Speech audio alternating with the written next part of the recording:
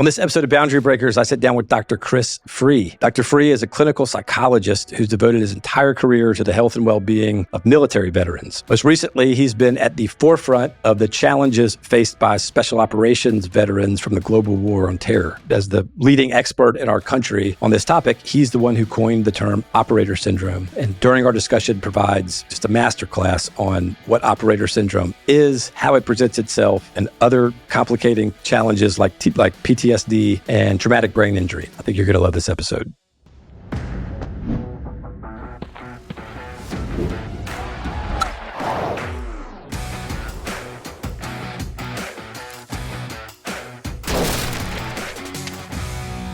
Boundary Breakers is brought to you by Carter and Clark. So you want to start with a little bit of your background? Sure. Be fantastic. All right. Well, so first of all, Brandon, thank you so much for having me. I'm excited to be here. My name is Chris Frueh. I have a PhD in clinical psychology.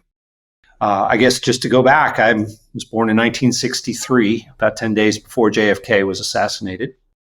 And my father was in medical school at the time. And he, shortly after graduation, enlisted or was commissioned into the Air Force. And he became he deployed to Vietnam as a physician. And so that was a pretty formative experience for my childhood. Growing up as a teenager in the mid-1970s, just to kind of anchor it in a time and place, was the Vietnam War was winding down. My father had a lot of opinions about war in general, but he didn't really talk about his own experiences very much. My great-grandfather, who was alive until he died when I was 14. He was a veteran of the Spanish-American War. So he had literally fought at the Battle of San Juan Hill. And so as a child, I was fascinated to talk with him about his service there, it was a pretty short campaign, but a huge part of his story and something that lived on in notes that my family has, things my grandmother and my mother talked about, but certainly what he talked about was his homecoming. So after being in Cuba, when the Cuban War ended, we brought our troops home and we dropped them off at what was called Camp Willock, which was a very hastily cobbled together camp at the top of Long Island. And it was named after one of the early casualties, maybe the first casualty of the war in Cuba. And what happened was that you had tens of thousands of soldiers now coming home after 3 months in a tropical environment where they weren't well fed, so they were malnourished, underfed. They had all kinds of mosquito-borne diseases, and this Camp Willock turned into just one gigantic mud field. So they had rows of tents pitched, and it was just all mud. And they didn't have hygienic, food facilities or medical facilities. And this was intended to be just a staging place for the sick soldiers, except they were all sick. So this camp was completely overwhelmed. And it became a national scandal at some point. And the president went up to check it out himself. My great-grandfather describes or believes that he survived largely thanks to one woman who was a civilian who came up from New York City and took about 5 or 6 of the very sick soldiers, loaded them into her horse-drawn carriage, and took them to her home in New York City. Wow. Nursed them back to health for 4 to 8 weeks each, and then gave them money to help them get home. So that was a formative part of my childhood in terms of hearing about this idea that we have a government, but we also have non-governmental solutions. And if you look back through the history of America, we've always had, attempts at formal government, resources and programs for combatants after the wars are over. But we've also always had kind of a strong compact that society would play a role in that as well. And so after I had graduated from college, I originally was going to go to law school, thought I would be a lawyer. I was a psychology major at Kenyon College, graduated in 1985. Intended to go to law school, got there, hated it, dropped out after a week, and then went home and suddenly I had no idea who I was or what I was going to be or do. And after about a year of kind of, searching around, I decided to pursue a PhD in clinical psychology, and I went to the University of South Florida. With part of my goal was to be able to work with veterans for my career. And so that was the start. I graduated in 92. My first job post-degree was at the VA hospital in Charleston, South Carolina. So from 1992 to 2006, I worked in a PTSD clinic. Also was faculty at the Medical University of South Carolina there. My first 7 years of my career as a full-time clinician. That was my work. Then I started applying for and getting federal research grants. So NIH funded me to do some new things, and that kind of changed my allocation of my time. But I never stopped being a clinician. I was 25% clinical, 75% on the research side of things. And I did that for another 8 years. And then I relocated to the University of Hawaii, branch campus on Hilo. I'm still here 17, 18 years later. I've had some detours along the way. So for about a decade, I worked part-time running as a research director for the Menninger Clinic, which is in Houston and is affiliated with Baylor College of Medicine. So for about 6 months, I was full-time, had a tenured professorship at Baylor College of Medicine. Decided that wasn't quite what I wanted to do, so I went back to my old job in Hawaii, but I continued on a part-time basis to run those programs, that research program there. And then when Menninger decided to go a different direction and kind of reduce or shut down their research programs, the University of Texas Medical School in Houston, their chair of psychiatry, hired me to develop a new center for veterans mental health and research. So, which I did for 2 years, also part-time, until I recruited my replacement and turned that over to him in 2020. And so that's kind of over our career arc. Where did I grow up? I grew up all over the place. I would say Columbia, Missouri is still the closest thing I have to home. It's where my mother and my brother live. But between my father's Air Force career and his medical career, we moved around quite a bit. Yeah.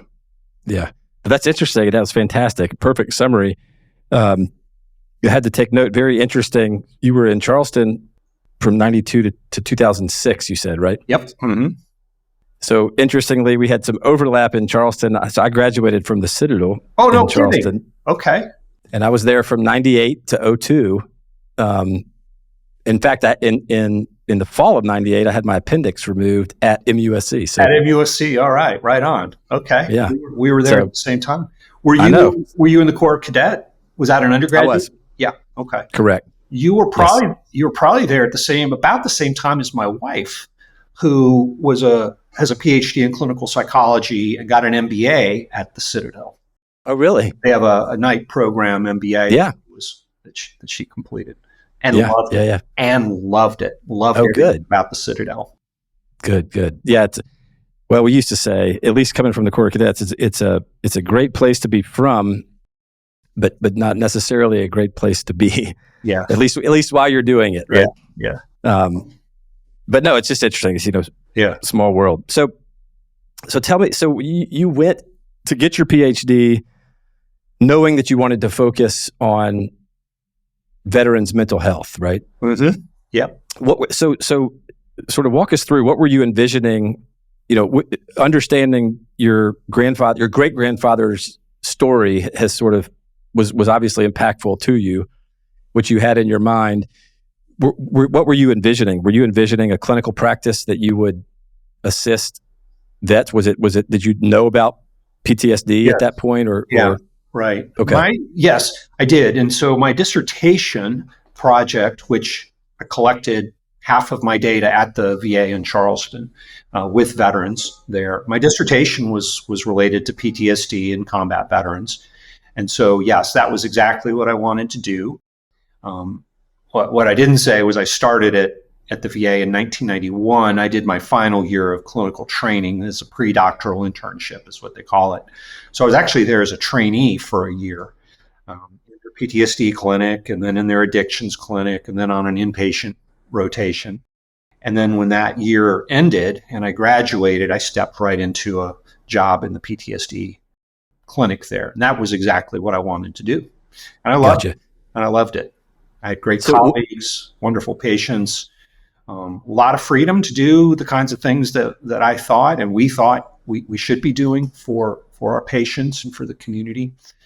And it became I would say, gradual gateway for a research career for me.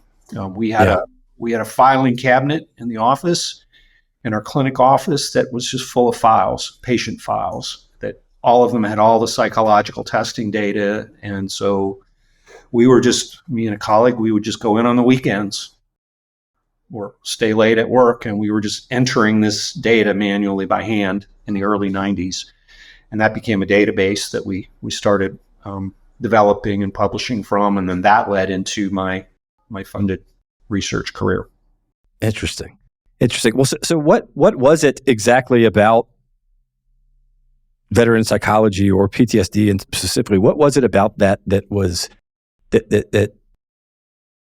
attracted you, or what was it that you were hoping to get at? Was it sort of a you wanted to be able to help people that were in your great grandfather's position, or is it that you're interested in the military? So what was it that excites you about that?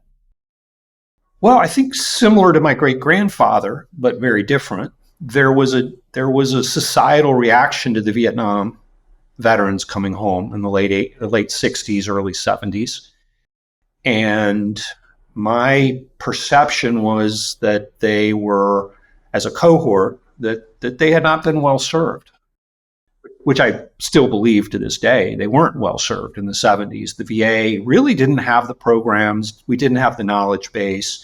The science of mental health was in its, I won't say its early stages, but it was kind of into a new era in the 1970s. And a lot of, I think what we can see now is many Vietnam veterans were misdiagnosed with schizophrenia when they came back because of very severe symptoms. And at the same time, 1991 was 11 years after the PTSD was added as a diagnosis. So we didn't have a diagnosis for PTSD until 1980, when it was officially added to the psychiatric lexicon as an official diagnosis. And so we didn't understand it. We still don't, by the way, but it was an area that I just had a lot of curiosity, and there was a lot of room for questions. And so, I wanted to serve the veterans. I wanted to be a treatment solution. I also wanted to kind of help move the research forward so we could start to better understand the condition and how to help. Yeah, no, that's fantastic. That's amazing. It's also, I'm always fascinated when people, particularly when they're that sort of young in their career, when they find a niche or something that they're really passionate about, and understanding sort of what's behind that passion. So that's really interesting. If I could Please. interject, and this is something that a lot of people find kind of weird about me, and I guess it's weird in the sense that it's unusual, but it's something I try to encourage in my own mentees and students over the years. I did not start with a plan to do any real research. My plan was to be a clinician. Now, if you fast forward and you look today and you looked at my CV, you'd see, I think 15 federal research grants as the principal investigator, many other grants as a co-investigator. I have over 300 scientific publications. So I've had what many people would consider to be a very effective career as a clinical scientist. But I never started out with that as an ambition. That was never a plan. I was sitting in the clinic day after day, enjoying my work, but also having questions and trying to think, we could go back into the files that we have. We're seeing this pattern with some of these patients. We've got a lot of patients this way. So it was really about curiosity and discovery. I never had had some grand ambition to be sitting where I'm sitting today. Yeah, and I appreciate you clarifying that, and so that I can make sure I clarify. I certainly didn't mean to imply that you had all of this mapped out. Oh, you didn't. In terms of and you didn't. But the fact that it was whether it is being a clinician or on the research side, that you identified, the assisting veterans or the assistance that veterans need as a passion early on, I think is remarkable, and that you have dedicated the large portion of your life to that and done some amazing things that we're about to get to in that field. I think it's just really interesting. So I think one of the things that folks that aren't in the field, I'm sure, are curious about is it feels like, post 9/11, when you with the global war on terror, with Iraq and Afghanistan, especially from your shoes, is now a very different field, I suppose, right? I mean, we had 20 years of war, 21 years of war, and so there's a huge body of individuals that are suffering from a lot of these things. But take us back, pre 9/11, helping vets. Am I operating under a mistaken assumption that it requires, war to have PTSD or operator syndrome, which we hadn't gotten into yet? What was it like pre? Yeah. Well, let's hold off on the operator syndrome construct framework for just a few moments. You do not have to be a veteran or a military anything to have PTSD. It is a disorder that is representative of a constellation of symptoms that often occur after a significant traumatic event. And so the original language in 1980 was something to the effect of events that involved fear, helplessness, horror, that were outside the range of typical normal human experience. And so we've always included, of course, combat, civilians in war zones, of course, sexual assaults, motor vehicle accidents, anything that involves potential injury or death. Now, we've expanded that definition a little bit over the years. And, it's one of the central challenges, I think, of the field right now is kind of defining where are the boundaries. We talk about boundary breakers. Where are the boundaries for this, for what we call trauma? And at least as in the way the disorder is conceptualized, typical stressors aren't really considered to be trauma. So we don't really typically think of most things that people would say, yeah, I've had a stressful day or a stressful week or even it's been a stressful year. We don't necessarily associate that with PTSD. So we want to think about PTSD as potentially for anybody, but involving, pretty awful experiences that people have survived, and sexual assault, sexual molestation of children are certainly count in that. Physical assaults, physical abuse of children certainly counts. I'll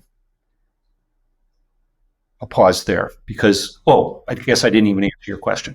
So in the 1990s, our view of PTSD was still pretty strongly rooted in the psychodynamic tradition, which essentially said you had something really awful happen to you. Your psyche can't really figure out how to cope with it or manage it. So you push the thoughts and feelings down into your unconscious. There was behavioral conceptualization that said, it's not psychodynamic, it's more of a conditioning. You heard a helicopter and at the same time as soldiers were killed around you, died around you. Now that you're home, you hear that helicopter and you have a conditioned response of fear, anxiety, and such. And so in the 1990s, we were treating PTSD, and we still do treat it this way for the most part, with psychiatric medications, primarily antidepressant medications now. and using a variety of psychotherapies. And so there were kind of the more psychoanalytic, psychodynamic therapies. On the behavioral side, there was the counter conditioning therapies, exposure therapy. So we're going to expose you to that helicopter sound. If you have an immediate fight or flight response when you hear a helicopter, well, the treatment is to expose you to helicopters or other things that are going to trigger that same kind of response. And it's essentially a counter conditioning approach. And there's good efficacy for a lot of the psychotherapies and a lot of the psychiatric medications. I'm not going to knock those, but as we're going to get into, I think we're now in an era of mental health care where what we're really saying, and what we should be saying, is everything is physiological, including our psychological problems. So one of my ideas, and the ideas that many have, is we need to stop carving out mental health and putting it separate from everything else. We need to bring them together and to think about anybody, not regardless of who they are, to think about somebody's mental health without thinking about physiological things that may be relevant in their body is I think going to become more and more important. And I think more and more of the treatments we have are going to be directly addressed at physiological processes. So let me just give you an example, and then I'll shut up here for a moment. Yeah, no. So the more the merrier. So this is great. A guy comes to me, and he's 37 years old, and he looks depressed, and he's not sleeping well, and he's not, low motivation, irritable. He's put on a little weight, not moving very much. He's isolating socially. He looks down. He can't concentrate. Traditionally, and he's a war veteran, traditionally, we're going to say, oh, this is depression and PTSD. Here's your SSRIs, and we're going to get you into a therapy.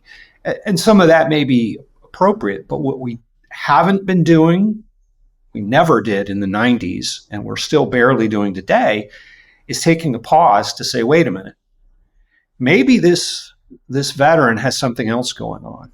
Let's take a look at his testosterone. When we get the testosterone results back, if they're super low, then we have to go, wait a minute, maybe the treatment isn't an SSRI. Maybe the treatment isn't necessarily, or maybe the primary treatment isn't necessarily psychotherapy. Maybe we need to target the hormones, which might mean testosterone replacement therapy. It might mean other types of medications. It might mean some adjustments to diet and exercise and sleep hygiene and nutraceuticals and supplements and such. We get that dialed in. We get that testosterone starting to be produced and those levels to come up. That veteran is going to suddenly look very different. Suddenly not as depressed, suddenly sleeping better, suddenly more energy and motivation and focus to work and exercise, suddenly less isolated. So I think the mental health field has missed the boat on hormones forever, and we're only now just starting to turn that around a little bit. Interesting. Here's another example of a treatment, and we can get into this a little bit more, but there's a treatment called stellate ganglion block therapy. The stellate ganglion runs down our central nervous system, and it's essentially our sympathetic nervous system. What is anxiety? What is PTSD? It's hyperarousal of our sympathetic nervous system. We're constantly floating around at a 6, 7, 8. What a stellate ganglion will block, is we put a needle into the side of the neck, we inject a little medication like Novocaine, lidocaine, other things into that nerve collection, and that 6, 7, 8 starts to come down to a 3 or a 2. Now that patient, with no other medication, with no psychotherapy, the day after this very simple, very safe, very short outpatient procedure, is going to be feeling radically different. Suddenly relaxed, suddenly not as hypervigilant, suddenly nowhere near as irritable or angry as they had been, and now sleeping better. Yeah. And so it's a really powerful physiological intervention. Doesn't last forever, doesn't work for everybody. Nothing in medicine ever does. But it's a game changer for people who receive it. And it becomes a great way to set up the rest of treatment going forward, because now you have somebody who's had a success. Wow, that really helped. Now I'll listen to the other things that people have to offer. I'm sleeping better, so I can engage better in other forms of treatments. Psychotherapy, I'm going to be, maybe better able to engage in psychotherapy. I'm going to be at a better point to start re-examining my lifestyle habits and making adjustments there, and so on and so on and so forth. Yeah. So, well, that's fascinating. And there's a former Delta Force operator named Tom Satterley. Good friend. Yep. Okay. Tom's a good. Yep. He's I guess you could say a hero of mine, and I've heard him on. There you go. I was just about to say that Tom and Jen, the All Secure Foundation, and yep. He and I have Jen's book here somewhere too. Interesting. I believe it was recently, but he was mentioning this treatment. It was first I'd ever heard of it on a podcast, and I remember thinking, wow, that seems to be sort of revolutionary in terms of being able to target a very specific nerve. From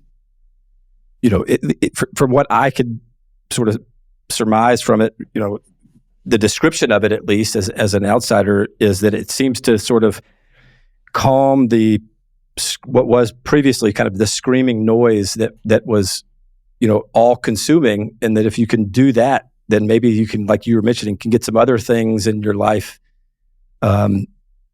addressed, and that you can focus. You don't have to, that screaming misery that's constant is such a distraction. It's hard to sort of focus on anything else other than that. And it's not a panacea for anything, but it at least is a huge first start. So yeah, that's fascinating, and I can't wait to get into some more. That's a great way of putting it. It calms that screaming noise. Yeah, I like that. That's well said. So on PTSD, there's just a couple of things that I've got two sort of questions that I've had for a long time.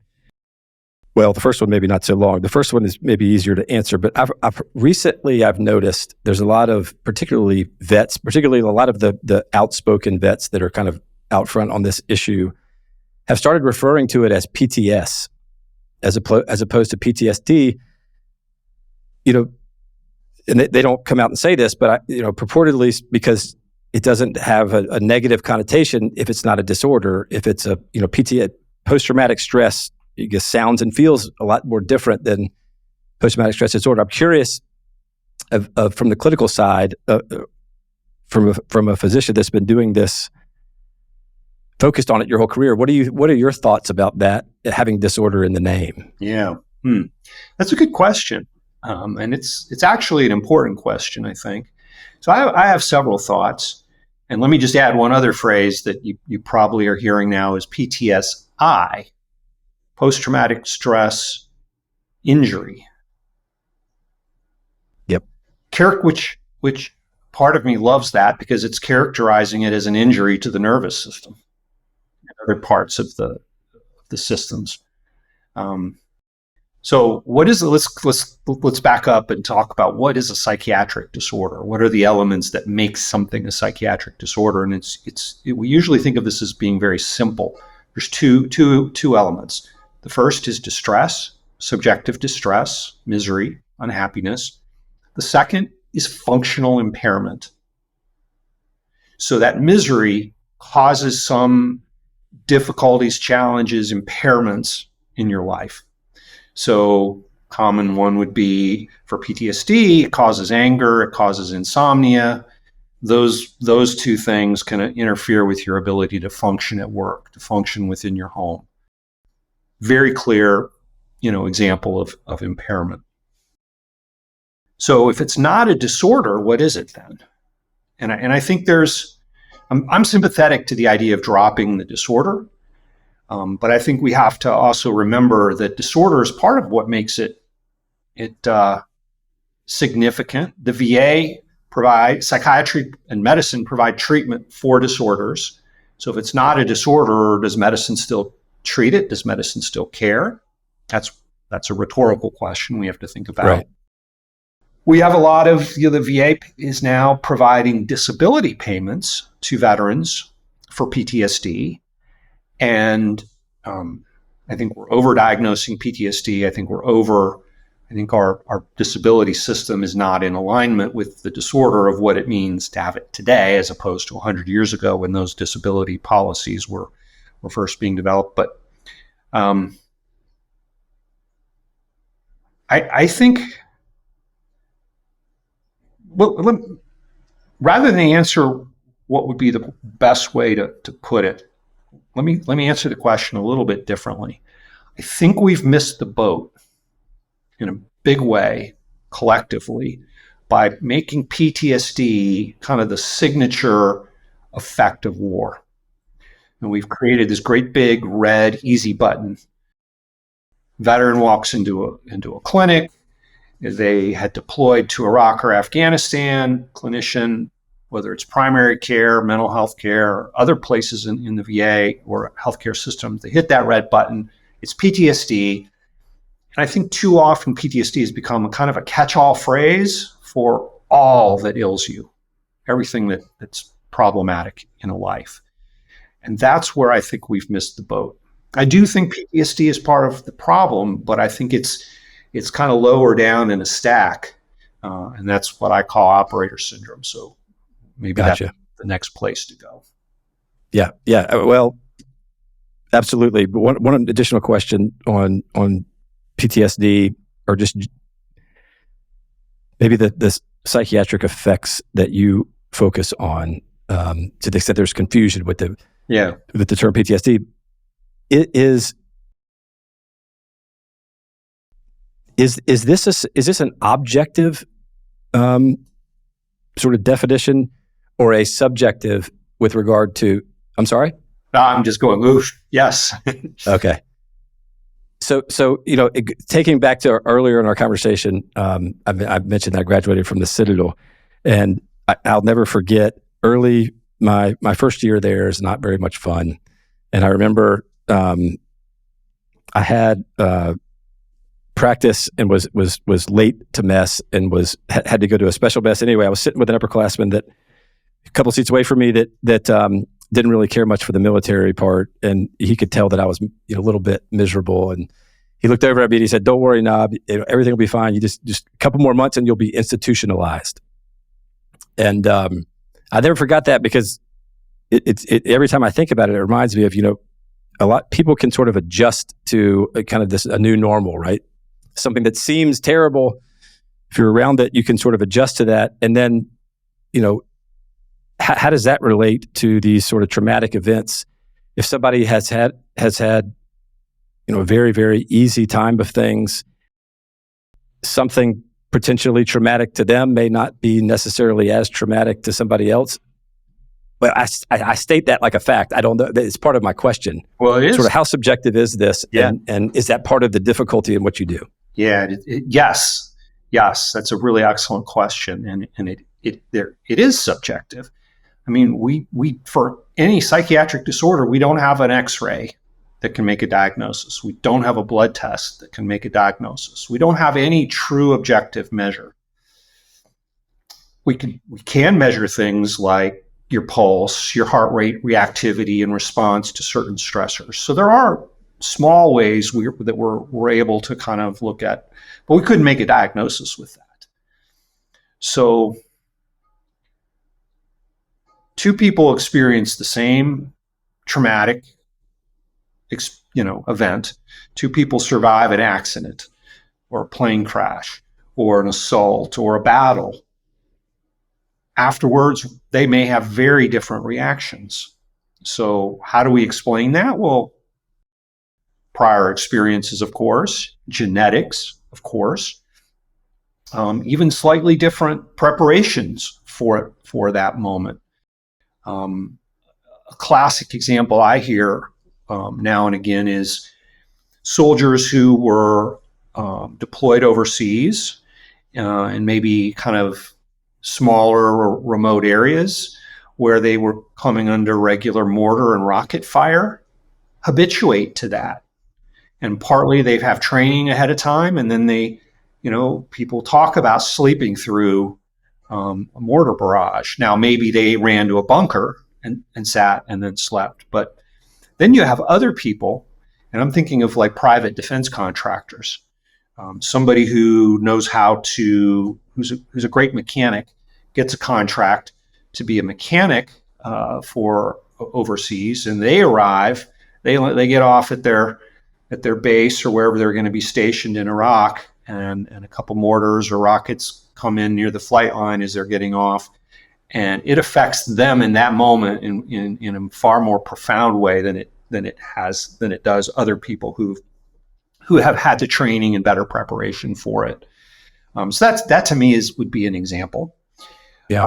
Another example would be, I'll use myself. There was Hurricane Ike, which hit Houston, I think in 2008. I was there, and I've had a lot of, as you know, South Carolina, Charleston area, you get your fair share of hurricanes. So you learn how to watch them on the news, plot out where they're coming, what they're going to do, and you make decisions on the basis of that. And I decided not to evacuate. It didn't look that bad to me. The next morning, and I got a good night's sleep. I pulled a pillow over my head and slept through most of the storm as it came through. But the next morning, I was talking with people who were my neighbors in the same building, who had very different, responses, fear responses, thought responses, very different thoughts going into it. So part of the reason I was okay to feel relatively calm was I had certain cognitions. It's not going to be that bad. I've looked at it. I've analyzed it. I'm in control. I could have left, but I chose to stay. Those kinds of thoughts. So there are many factors that go into it. Yeah. So that means, I suppose that means it's not as simple.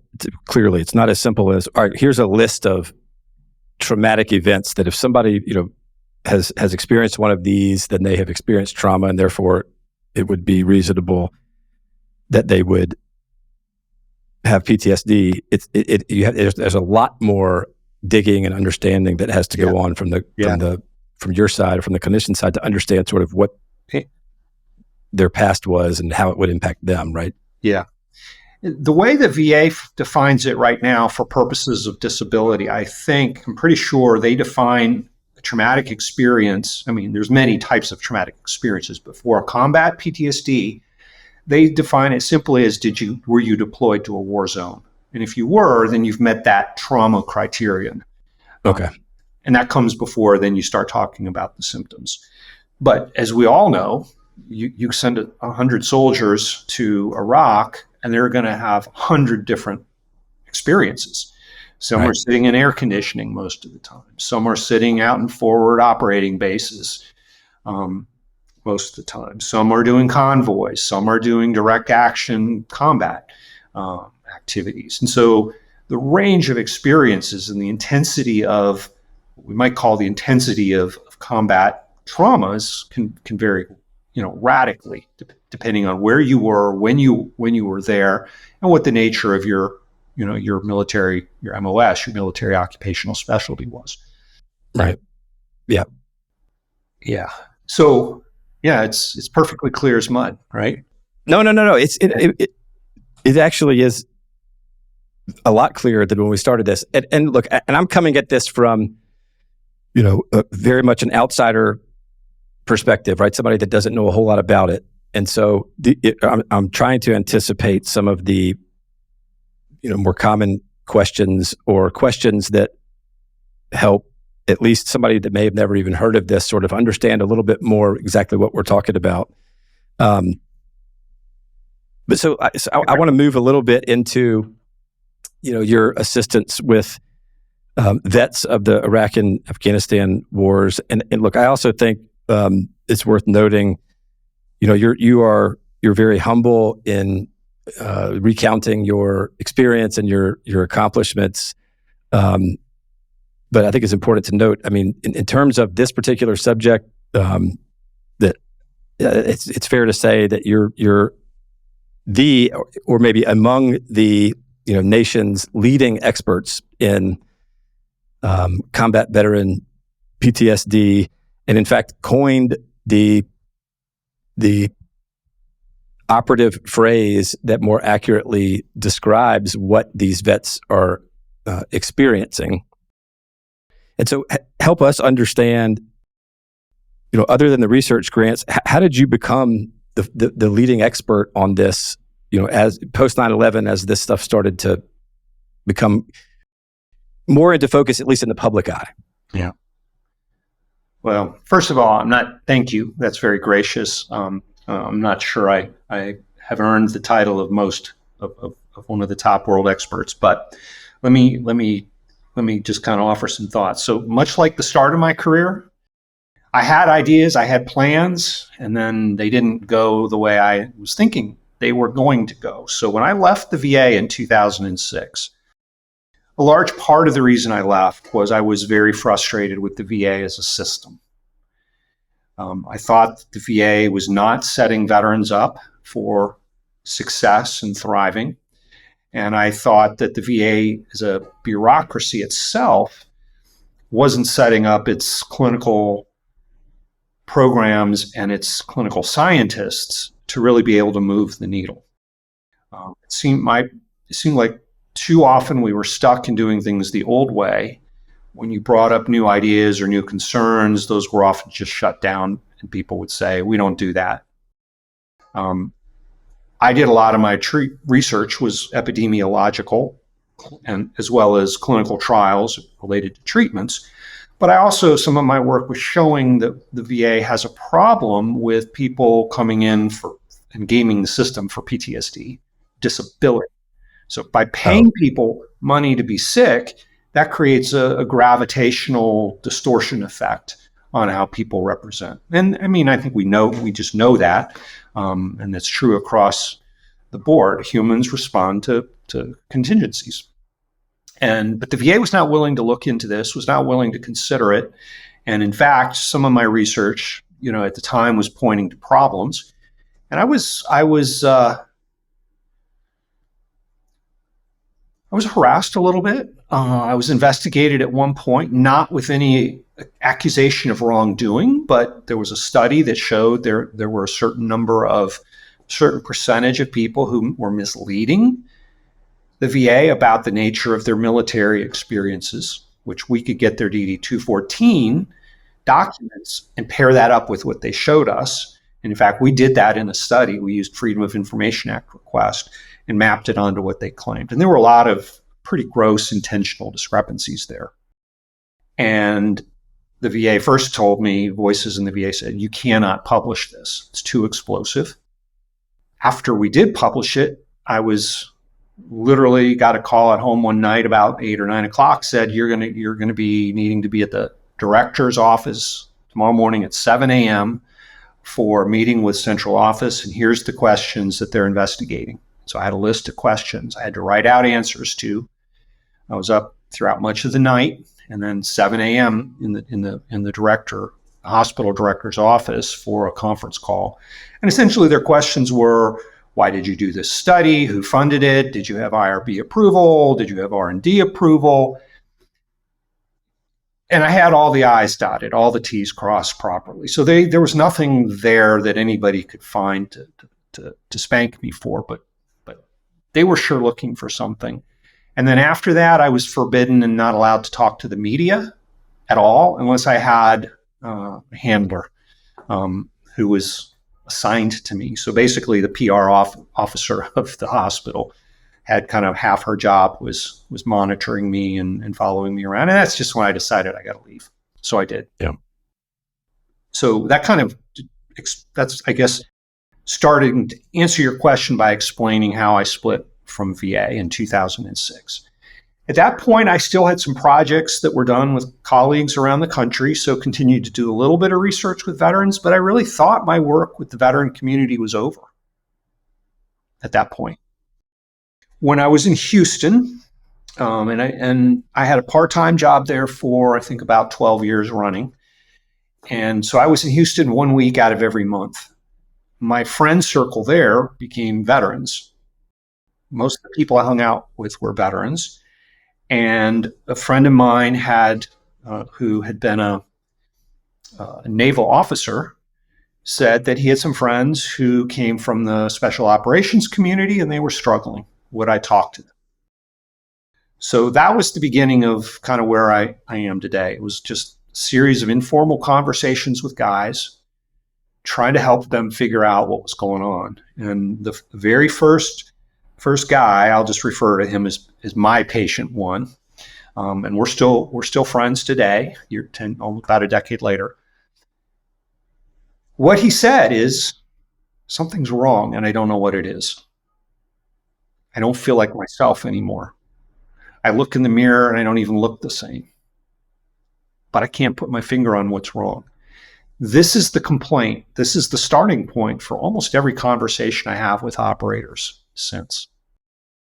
And with this guy, with this gentleman, my thought was, well, I got you. I'm a PTSD expert. We'll have a few conversations.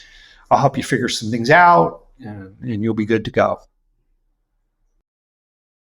What I found was he didn't really have PTSD. He didn't have the fear. He didn't have the reactivity to military cues. He seemed depressed. He was certainly drinking too much. We did a little, at some point, I don't know what's going on here, but let's just try some things. So we got a sleep study. We got a testosterone check, labs.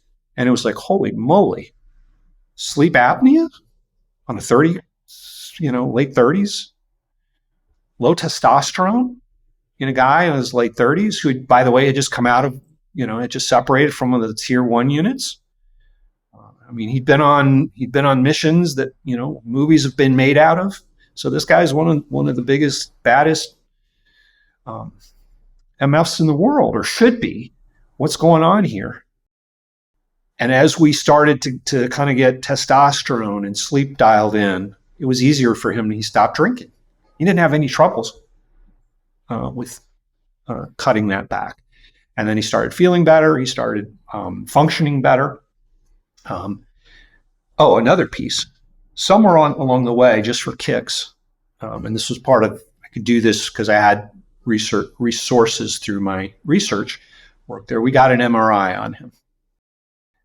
Now, an MRI of the brain, neuroimaging of the brain, is not a great diagnostic tool. We don't really routinely use that clinically. And I'm not a neurologist, of course. But I took it to a neurologist friend of mine that night, took the disc, and we sat in his office. And I said, I'm not going to tell you too much about this guy, but I'd be curious on what you think when you look at his brain. So he's scrolling through, looking at the brain, and he says, well, a lot of atrophy in the ventricles. So that's probably consistent with a man in his mid-70s. All I told him was a man, mid-70s. This is an elderly gentleman. And I said, no, he's 37. And his jaw dropped, and he was like, what? Yes. And then I kind of explained who he was. And this was early on in I guess I would say my journey. And this neurologist friend of mine and several other colleagues in Houston, we kind of came together and did some of this together. But from that point, it was just a word of mouth. So as my friends got better, they started sending some of their friends my way. And now I just kind of started replicating this process, which I would say is as much coach as it is clinical psychologist. And it wasn't providing therapy per se. I wasn't operating under a license. I wasn't billing. I wasn't keeping records. And over the years now, I've talked with hundreds of operators, and we see this pattern of injuries over and over and over again. And so perhaps I should say what those injuries look like. Yeah. Interesting. So it is the brain injury, the atrophy in the ventricles, is that a common symptom? So you want to go through all that? Yeah, let's start with that. So I think we start with traumatic brain injury, and which is something we don't understand well. We are now learning that it isn't just impact forces. It's not concussive forces are not the only thing that cause brain injury. I mean, if you fall off a horse or you get punched, it rattles your brain and it bruises it. That's what a concussion is.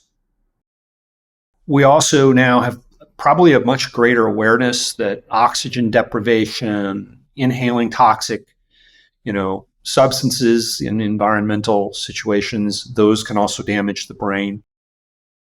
More than anything else, what we've learned is this war, the global war on terror over the last 20 years, has exposed veterans to blast exposures like we've never done before.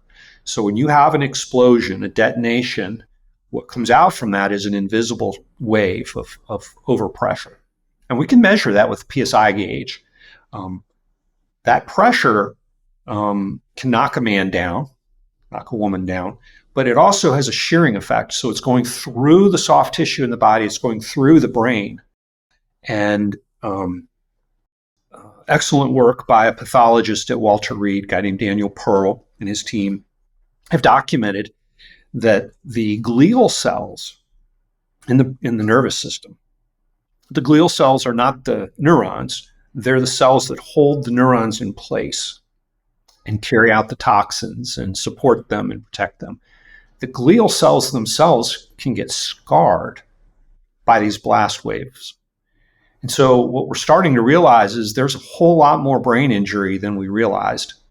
And it isn't just combat, it's training. If you've trained with demolitions, with breaching, with shoulder-fired rockets, even pulling the trigger of a rifle, even a handgun, if you do it often enough, as special operation forces do, you're getting a steady cumulative dose of blast exposures. So I think traumatic brain injury is the signature injury of this war. And what flows from that, along with the other types of experiences, are sleep. So traumatic brain injury, which means often headaches, balance problems, cognitive impairments, sleep, insomnia is a common effect of TBI. So we have TBI, we have sleep disturbance. We now know we have high rates of sleep apnea, which we never really realized before. We have high rates of low testosterone in men. We know less about how females are affected, but there's no doubt in my mind that they are hormonally. We have the chronic pain, the chronic headaches, the many orthopedic surgeries that a career in SOF inevitably leads to. And then we do have the psychological. So we have depression, anger, anxiety that's general. We have PTSD, we have addiction. We have a whole new kind of category we're sometimes calling moral injury. I call it existential concerns, guilt, survivor's guilt, loss, all of these things. We have the impairments to hearing, vision, balance. We have the cognitive impairments to concentration, memory, learning. With the TBI, it's harder to learn new skills, harder to learn new knowledge. Then all the ways that all of this lands on the family. So marriages, parenting, family is all affected by all of this. Then at the end of a career, we add on, here's your congratulations, and now you're a civilian. And so that whole transition into the civilian world now has a whole different weight and challenge to it, given oftentimes 10, 15, 20 years of service or more, plus these injuries that we're talking about.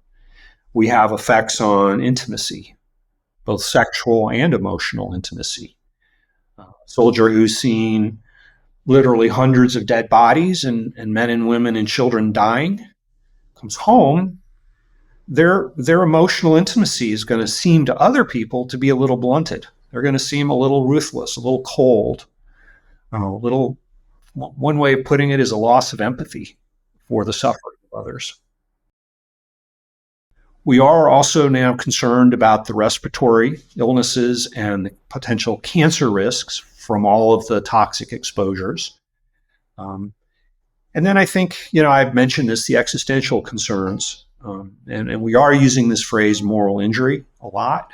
I think that's fine. It's a legitimate phrase, but I think it's a complicated bucket of challenges that are that are there. And I think when we talk about the phrase PTSI that you brought up, I think that's kind of become a catch-all for at least half of what I've just described. But if we're not thinking about it clearly and we're not thinking about solutions that go beyond psychiatric medications for life and psychotherapy, I think we're really missing the boat, and we're not helping people to the extent that we can and should. Yeah. Yeah. That was very helpful. All right. So we've got PTSD. We have TBI, which I was going to bring up with the NICO Center and all of that that's going on. I think this is a good point for you to introduce operator syndrome, which is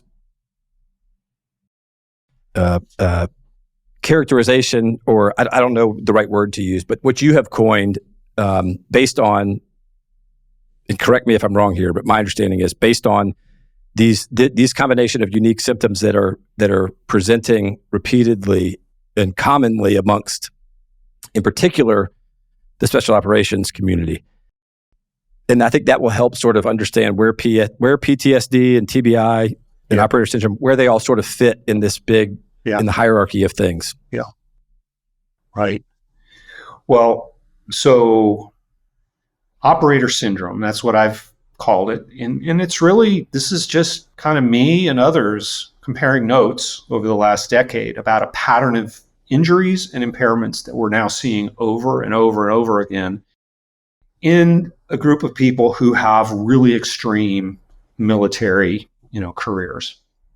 And I'll come back and say a little bit more about that. But operator syndrome is not a diagnosis. It's a framework for putting these injuries together and thinking about them together. Because it's important to understand that all of these physiological systems in our body, our nervous system, our metabolic system, our cardiac system, our endocrine system, et cetera, they're all interrelated. And so to talk about treating your anger in isolation from your brain injury, in isolation from hormonal functioning, that's really the wrong way to go about it. What we really need to be doing, and it takes a multidisciplinary approach. No single discipline can do this on their own, but we need to come together and understand all of these injuries as interrelated and as complicated. So we have questions of, well, which do you treat first? Where do you start? Who starts? You mentioned NICO, which is a comprehensive brain health program, and they do a lot of the kinds of things that we're talking about here. And there's a number of other programs. There's the Shepherdsman Center. There's a center in Tulane. There's the Home Base program. There are Intrepid Spirit centers that are spread around the country. So we now have several programs, more than several. We have a good handful of programs around the country, both for veterans and for active duty personnel, service members, that are trying to take this more comprehensive approach. So operator syndrome is a phrase that I don't even know where it came from. It appeared in my head at some point. I heard other people using it, other people using variations of it, like warrior syndrome, SEAL syndrome, breacher syndrome. Some of these I started to hear later, but the idea of operator syndrome, and by the way, many listeners won't understand why we call it operator syndrome. What's so extreme about an operator? Do you mind if I speak to that? Please. So we have conventional and we have special operation forces. And everybody who's in special operations, and every branch has their operators.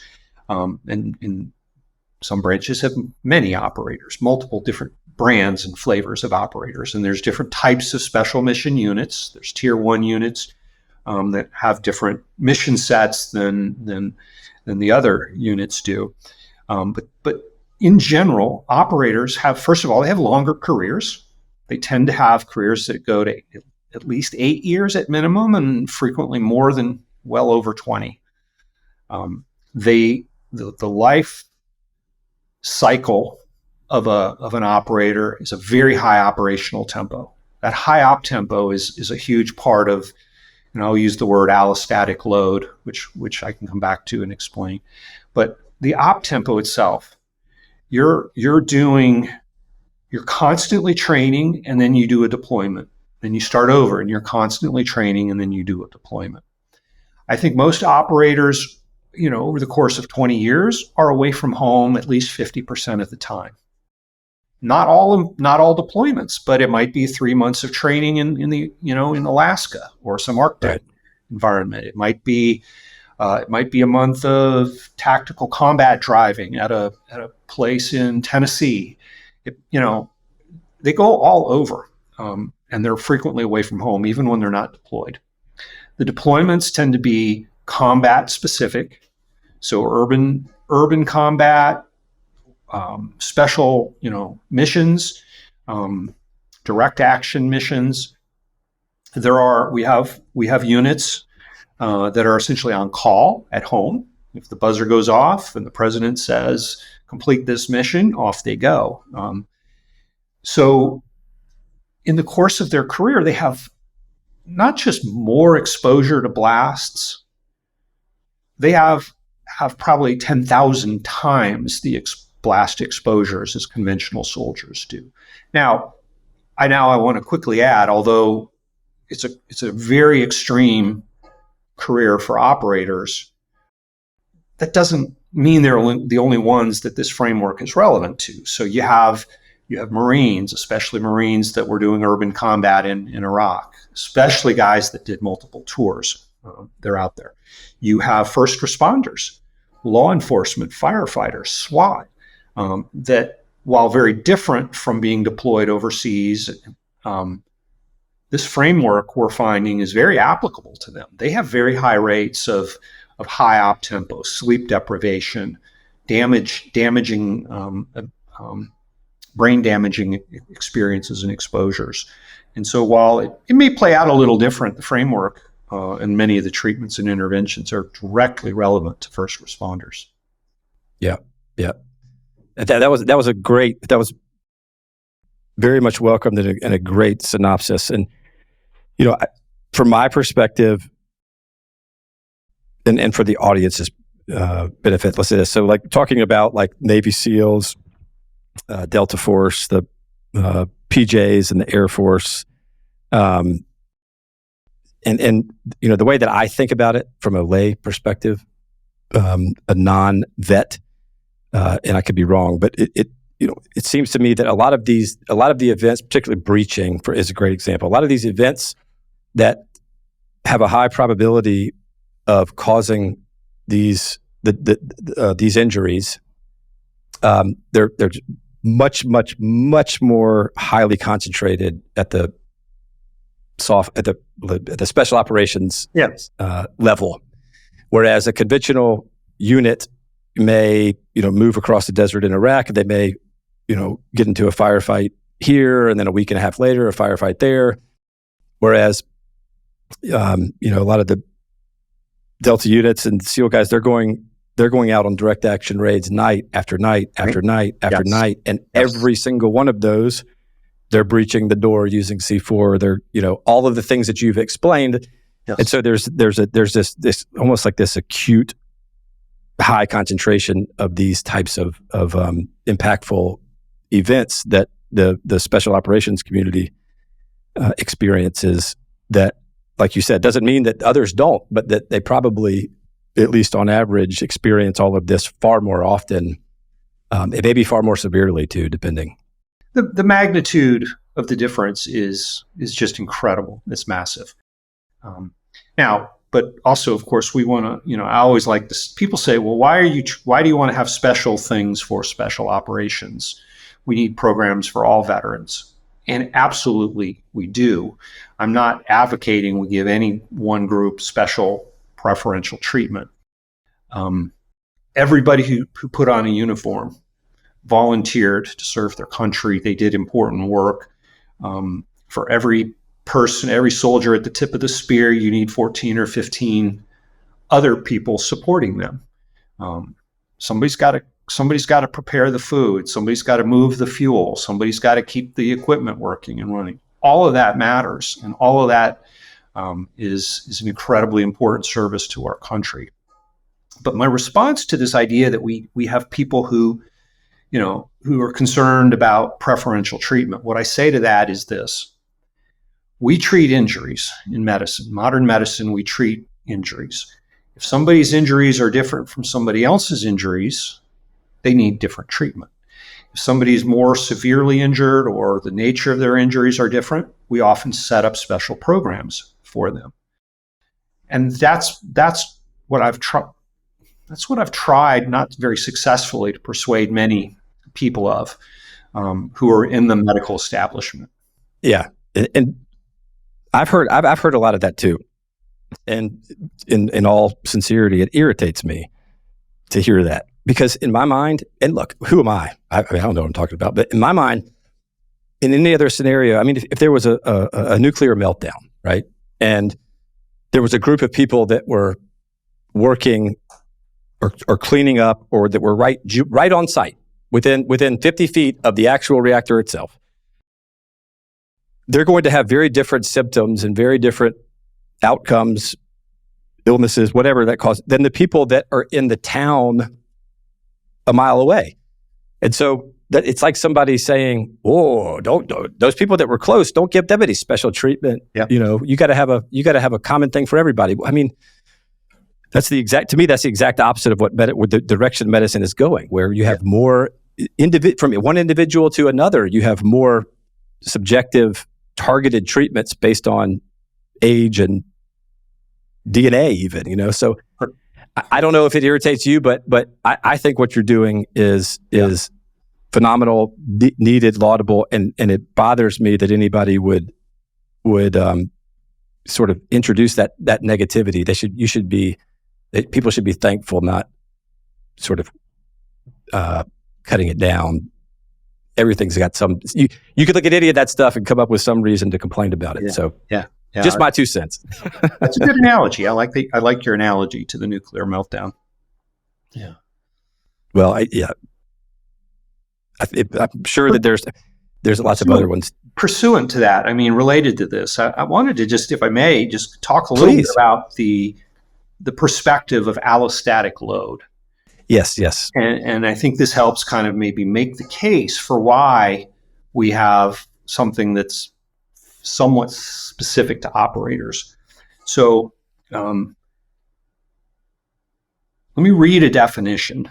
And so this comes from 1993. This is a paper from Ewan and Stellar. They defined allostatic load as the following, quote, "The strain on the body produced by repeated ups and downs of physiologic response, as well as by the elevated activity of physiologic systems under challenge, and the changes in metabolism and the impact of wear and tear on a number of organs and tissues that can predispose the organism to disease." So if we think of allostatic load as this hypothetical burden on our physiological being, you're jumping out of airplanes, you're diving, you're doing combatives, you're rucking with heavy weights, you're taking blast charges, you're maybe going without proper food or nutrition at times, you're certainly not getting sufficient sleep deprivation, or shifting sleep circadian rhythms to work at night. All of these things is a massive allostatic load on an operator. This very, very, very different from the normal life cycle of most people. Probably the closest are first responders and some of the other combat arms soldiers. And so for us to just kind of act like we're all the same is a problem, without recognizing that there are these objectively different levels of allostatic load that accumulate. They accumulate. That's the other piece of it. It's cumulative over the course of a lifespan. Interesting. So is that? Look, I think in analogies, so you got to forgive me. So I'm constantly thinking of them or talking about them. Is that is what you're saying more akin to, how hard you drive a car, right? Yeah. Two vehicles have 50,000 miles. Well, one of them is driven by an older individual that is very soft on the brakes, that never accelerates very hard and is gentle, or maybe drives highway miles. Another is driven by, a 16-year-old that just got his license and likes to run the thing over sidewalks and slams the accelerator down every time the light turns green. Is that? Yeah. And so that typically the one that's driven harder is going to have, on average, more issues long term. Right. And the one that's driven harder may not be getting its oil changed every 6 months. It may not be getting the tires rotated at the appropriate scheduled maintenance. May not be getting its various pieces and parts and tubes and hoses and windshield wipers changed as they should. Because it's so busy being driven, it doesn't take the time out to get the maintenance. Right. So if what I'm hearing is correct, so that's a sort of a scientific thing or a medical fact, that these unbelievably stressful scenarios being shot at, everything that those heroes did over there, it takes such a toll on the body that it can manifest itself in various other ways, whether that be other seemingly unrelated diseases, or maybe being more susceptible to other things. A negative impact on the body, I guess, is the way. Is that fair? Yeah. Is that something that is that a theory? Is that something that's in discussion, or is that a long established sort of fact? Well, it's a fact up to a point.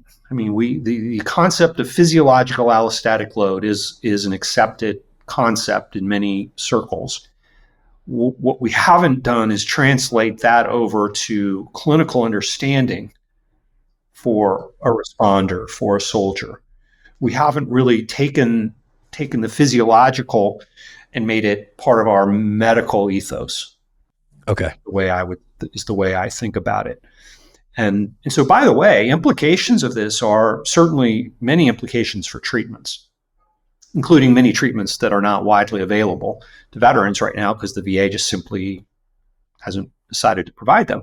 But also the recovery and lifestyle habits that can help, that can be good for all of us, but can be especially important when you have that level of physiological allostatic load. So sleep hygiene, eating truly a good healthy diet, which almost nobody in the Western world does very well. Minimizing alcohol and other drugs. Things like taking turmeric supplements that can reduce your inflammation in your body. Hot sauna bathing, cold plunges that reduce the inflammation in your body. So one of the ways that a lot of us are starting to think about allostatic load is that high allostatic load leads to high chronic inflammation in the body system, systemic inflammation. So shall I explain that just a little bit? Yeah, please. Yeah. So inflammation is an important part of our immune system. You cut your finger, it gets red, it swells up, it even feels hot to the touch. That is acute inflammation. That's our immune response to protect that wound, help it heal, and keep it from getting infected. Well, we also can have an immune response throughout our entire body in response to all the poisons and toxins and terrible things we do to ourselves, which includes not exercising, includes not sleeping well. It certainly includes eating all the sugar and fast food and processed foods that we eat. So anything we can do to reduce this chronic inflammation is going to be good for preventing and ameliorating problems across all of our systems.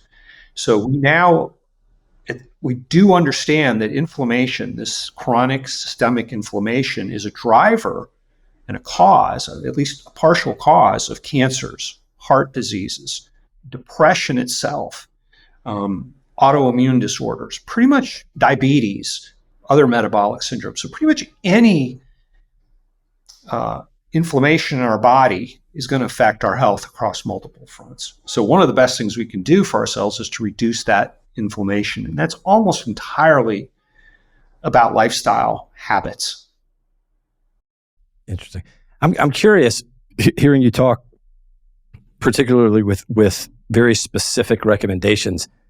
If I were in leadership at any of these soft units, particularly the tier 1 units, I would be interested to know if there are particular things that we could change within whether it be training schedules, sort of regulations, rules, different things for workups. And has anyone from the Department of Defense or the specific units come to you and said, how can we help take better care of our assets, which are, their people? Not really officers. Certainly had conversations with care providers, with folks at the POTF, Preservation of Force and Family. There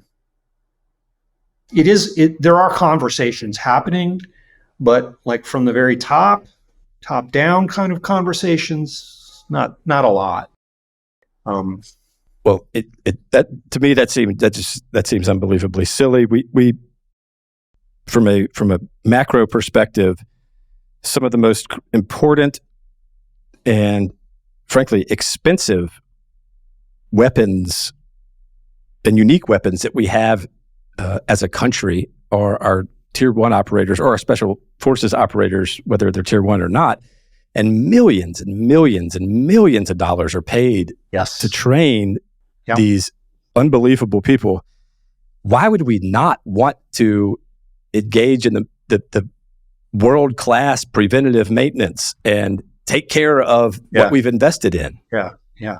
So if you or I had a Ferrari, we'd be taking very good care of it. I'm pretty sure that would be getting a lot of attention on a regular basis. Exactly.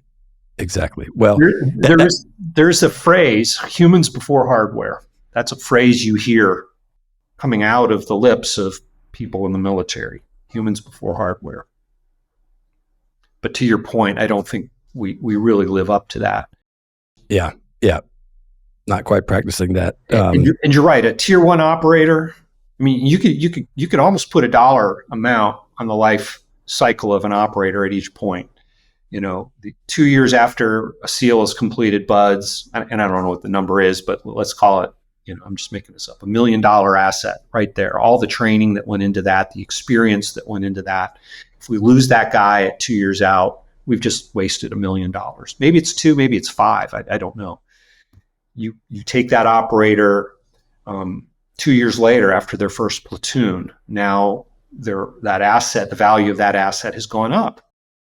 Put them in a tier unit or a command, a senior enlisted role, 15 years into their career. And these are assets that are very valuable to us. Just from a non-humanitarian perspective, from just simple utilitarian perspective, it seems like we should be doing better. I mean, our aircraft, our submarines, our tanks and drones. I mean, there's lots of attention and effort that gets put on taking care of those. Like you mentioned, changing the oil, make sure we do preventative maintenance. It seems beyond me that something that is even more valuable than that wouldn't be given the same type of maintenance. But maybe that's a discussion for another day. So let's go back just to make sure that I sort of have this clear and it's clear for the audience. All right, so operator syndrome, which you coined, in which you have a book of the same title. All right, fantastic. Short too. Which by the way can be purchased where any books are purchased, including Amazon. Yep. That's correct. Is there a Kindle version? Yep. There's a Kindle. There's an iBook version. It's a book that I wrote after we published a medical paper in 2020 titled Operator Syndrome, describing this pattern of injuries. Anybody can find that paper online. It's out there. It's published in a medical journal, but it's an easy read actually. And so the book Operator Syndrome was really written a few years later. It just was published 2 months ago. The idea of the book is it's not an academic book. A lot of people seem confused about why somebody with my background wrote what is essentially a self-help book or a guide for operators, for their spouses, for their families. I've gotten a lot of feedback that it's from responders that it's relevant to them, and I believe it is. It's intended to be a practical read. You read the book, you learn about the types of injuries you may have, and then the second half of it is about solutions, lifestyle habits, treatments, approaches. And one of the things that I'm proud of about the book is it isn't just my words. I have direct quotes at the start of each chapter from operators, from spouses, from other scientists or clinicians. I think I've got over 40 operators represented in the book with direct quotes, just to kind of give it a heft, a power that goes beyond what I can say from my own words. Yeah, no, that's great. That's great. I ordered mine yesterday, actually. So it may have already been delivered. It was supposed to get here today. But so I'm looking forward to reading it. But everyone else is listening needs to go buy a copy too. So it's cutting edge stuff that I think that we will be hearing about, talking about, and thinking about for the that our generation will think about at least till our kids take over, because I think it's with all the people that we had go, with all the people that are presenting, and that just being on the cutting edge of medical science in general. I think it's a very salient topic at the moment that we all need to be aware of. But so, is it fair, Chris, to say that operator syndrome is the unique? Well, it's the description of a combination of symptoms or disorders that commonly present in operators. Exactly. Okay. You can think of it as a list of the injuries, illnesses, impairments, but an important aspect of it is to understand that they're all physiologically connected.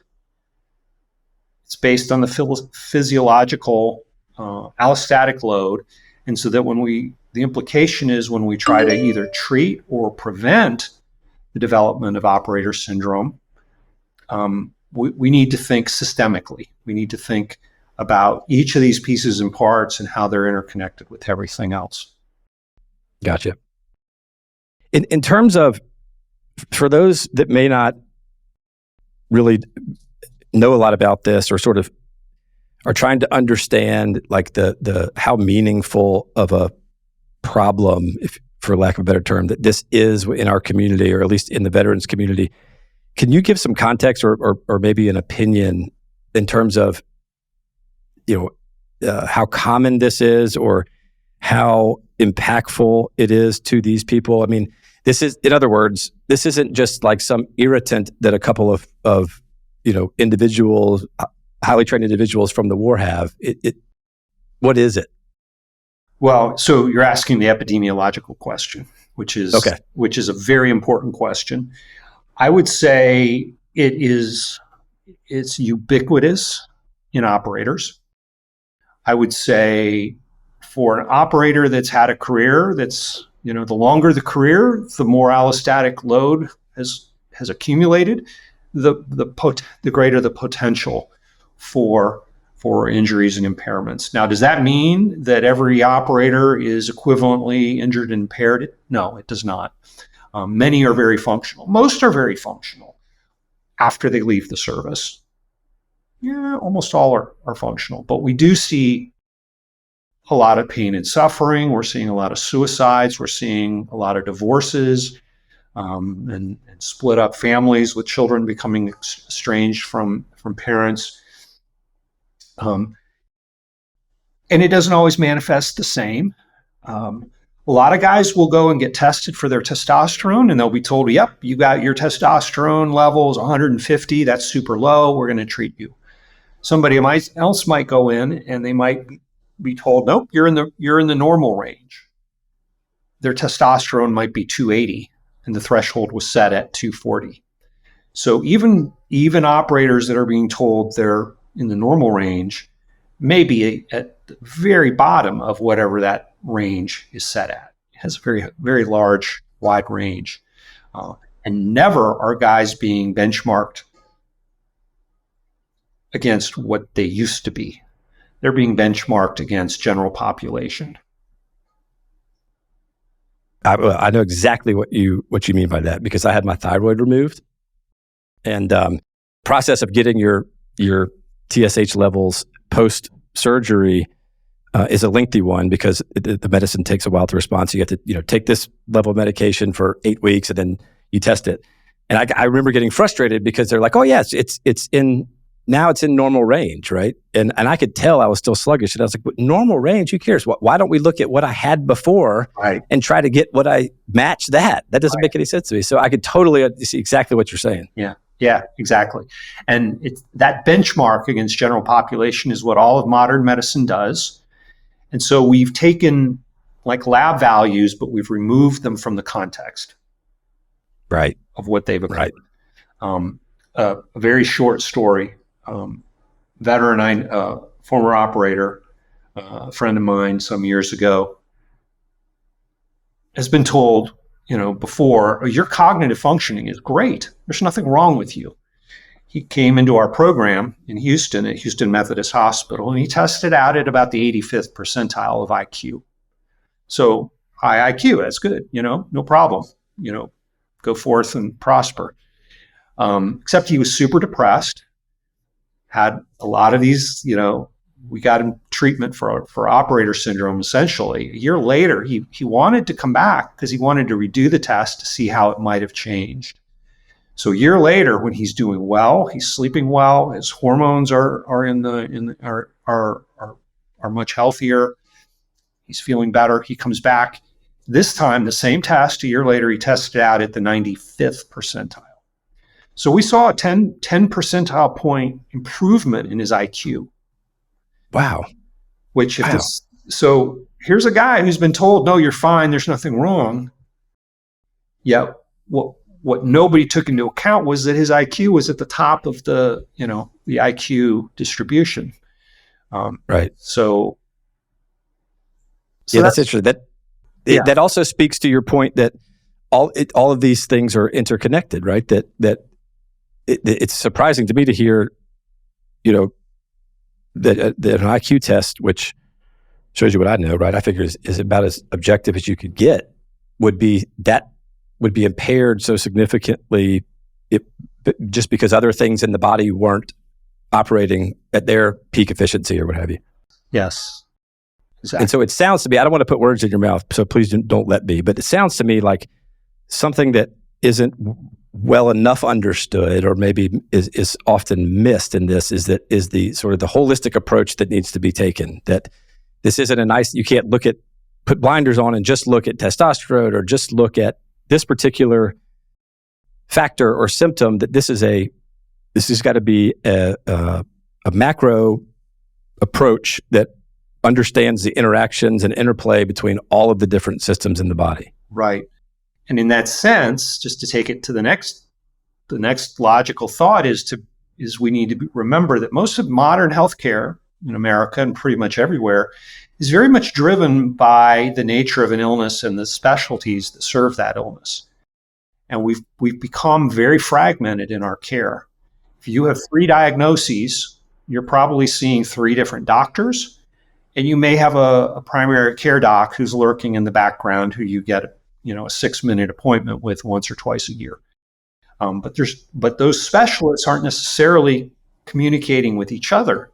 They're certainly probably not talking to each other. They may have some awareness of the notes, but I think many of us can relate to the reality that sometimes you ask a doctor, well, what about these symptoms that I'm having? And the doctor says, well, I don't know anything about those symptoms. You need to talk to the specialist over there about those symptoms. I only do these things.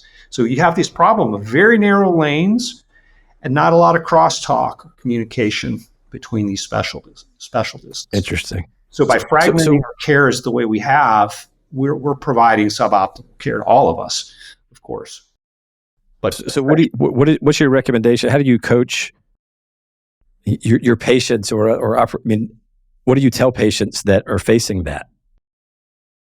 I don't have any patients because I don't do any traditional clinical work. But the Fair. people I talk to, the people I coach, my friends, it's really just about helping, is partly understanding that you got to quarterback your own care. You Gotcha. have to be your own quarterback. Now, I can help guide you on how to do that. One thing I recommend to people is educate your doctors a little bit. Take the operator syndrome medical paper and show it to them. Walk them through it. Help them understand kind of what you're asking for and needing a little bit.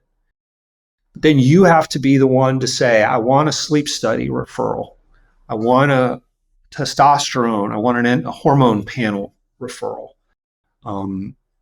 As you learn more, you're going to have to, if you get referred to mental health, at some point, you may need to say to your psychiatrist or psychologist or social worker, I want the stellate ganglion block.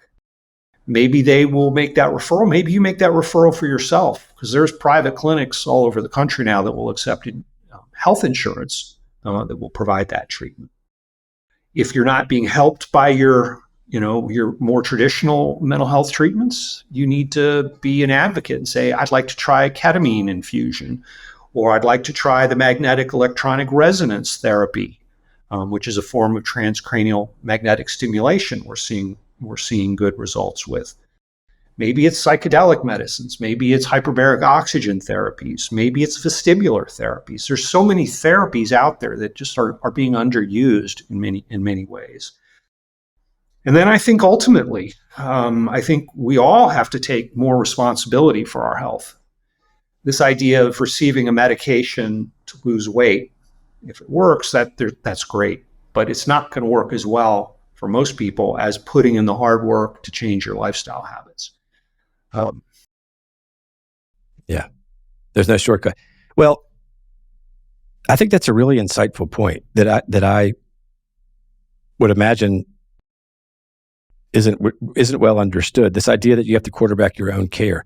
I think that those of us that aren't physicians have a feeling or thought or perception that we go to the doctor who's the expert.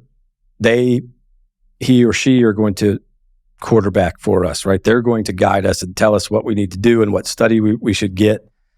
And going into it, understanding that you may have to educate your physician, or you may have to ask for certain things. I would imagine that's got to be a critical part of trying to get to the correct diagnosis. It is, and it does. And I say this, I'm not trying to blame any individual doctor or profession here. It's just the way the business has become set up. And so I have a lot of compassion for our primary care docs and providers, which include, physician assistants and nurse practitioners. They don't have the chance to provide the type of care that they did 20 years ago. They don't have that half an hour to spend with a patient, let alone that hour to spend with a patient. They're literally their day is a churn. They're given 6, sometimes 7 minutes on average per patient, and it's just not enough. Yeah, and that's not you're saying that's not their fault. That's not the their system. fault. That's right. the system's fault. Yeah. Systems. No, that's interesting. Look. I could stretch it. I could talk to you for 6 hours. This is so fascinating to me, and I think it's so important to get out there. But I also recognize that we've been running long. So I've got 2 questions left that I'm dying to get your thoughts on. The first you mentioned just a minute ago.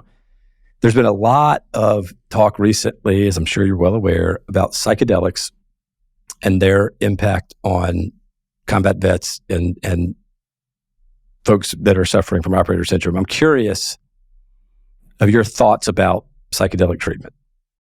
Yeah, this is something I've thought about a lot.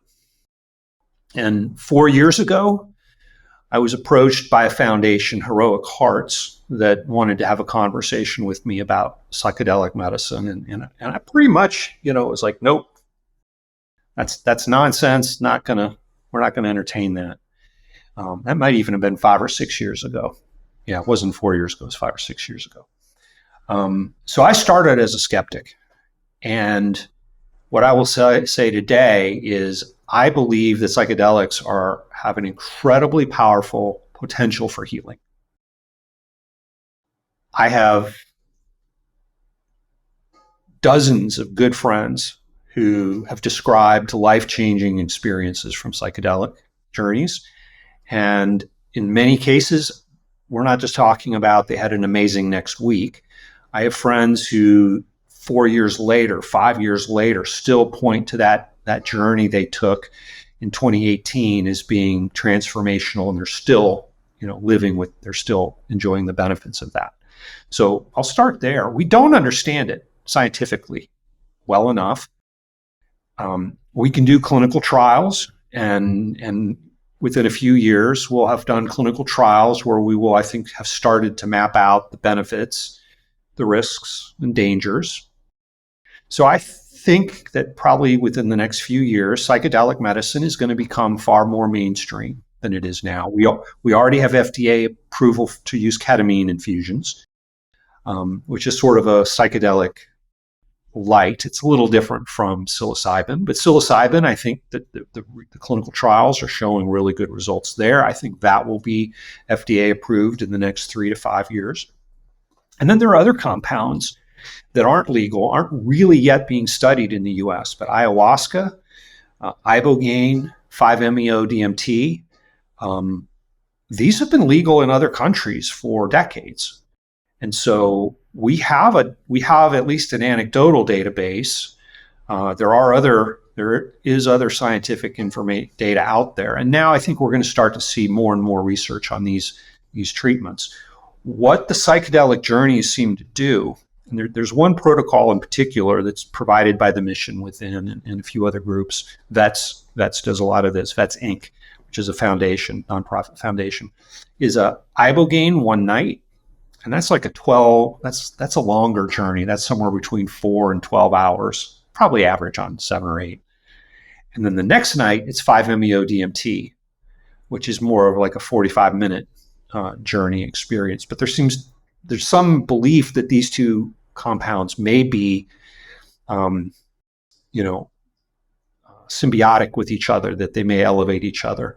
And the data that we're looking at shows good effects for depression, anxiety, but also surprisingly addiction,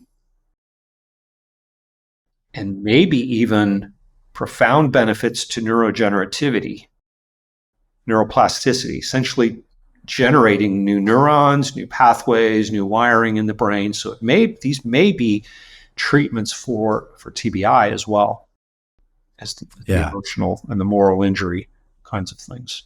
Interesting. So, and that's Marcus Capone. That's what the treatment protocol that I don't want to say they subscribe to, and I don't know Marcus. I don't know them. I don't want to put words in their mouth, but I think that's the protocol that I've heard a lot of combat vets give their testimony about. Yeah. So I'm on the board of vets. I'm or one of their advisory boards. And so, Marcus and Amber Capone, VET is an acronym for Veterans Exploring Treatment Solutions.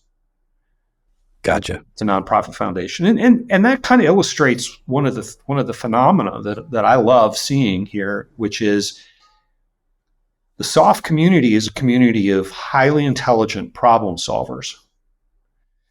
And they're brave and bold.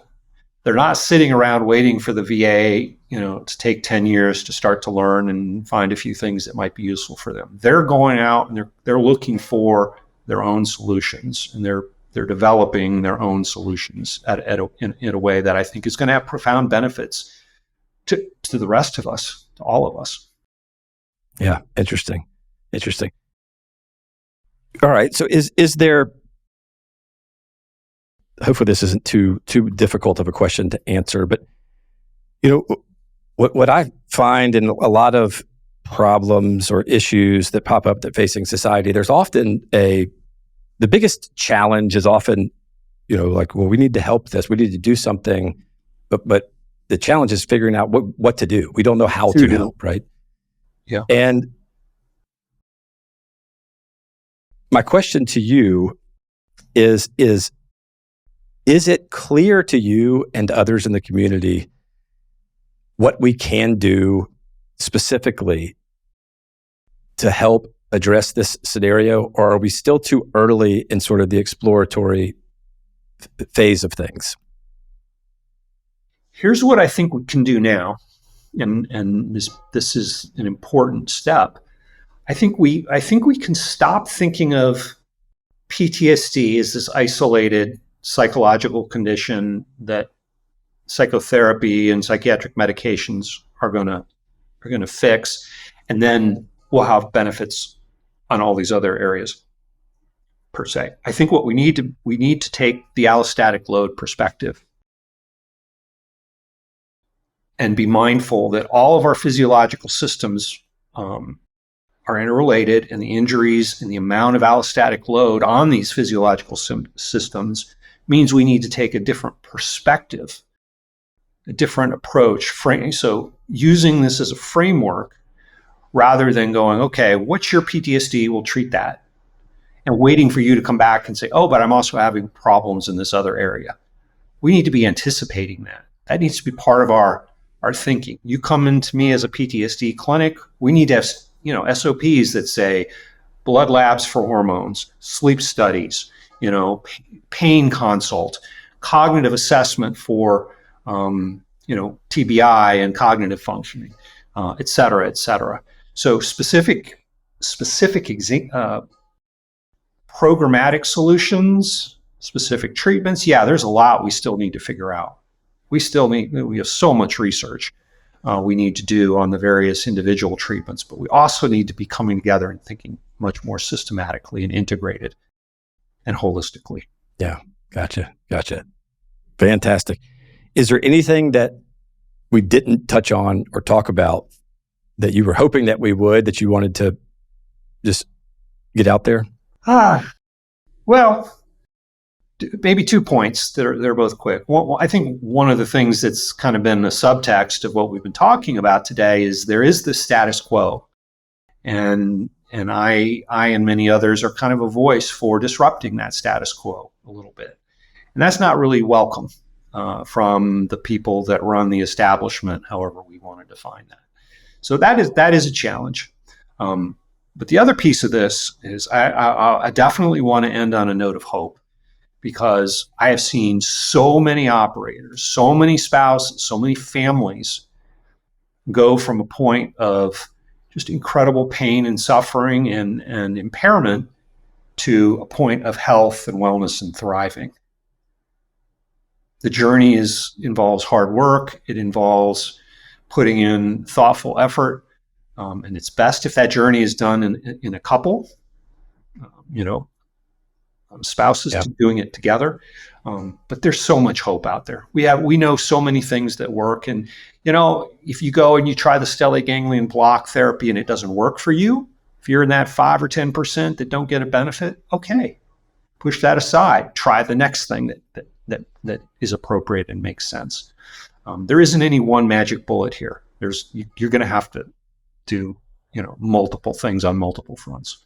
Yeah. I love that. And as to your first point with the status quo, you're breaking boundaries that a lot of people don't, that a lot of people are uncomfortable having broken. Yeah. Right. You mentioned essentially sort of whistleblowing on an issue with the VA that obviously they did not want to confront or address, which is disappointing but not surprising. And it's people like you and people that are willing to push the boundaries and are willing to not be constrained by the status quo that move us forward, that find additional treatments, that provide hope to people that were hopeless previously. And so particularly on this show, but there's a lot of, not just the operators, but a lot of us are very thankful for you and what you do, and encourage you to please continue to pushing the status quo, because you've got a lot of people behind you in support and cheering you on. Thank you, Brandon. Thank you for that. That's really gracious of you to say. And I've enjoyed our conversation. So thank you for having me. I have too. Yeah. Likewise. Thank you so much. I hope you have a great rest of your afternoon, Chris. Thanks. You as All well. right. Don't forget, everybody, you can find Boundary Breakers in a lot of places. You can watch our episodes on the Boundary Breakers YouTube channel, or you can listen to each podcast on Spotify, Apple Podcasts, or any of the other major podcasting platforms. Thanks for listening.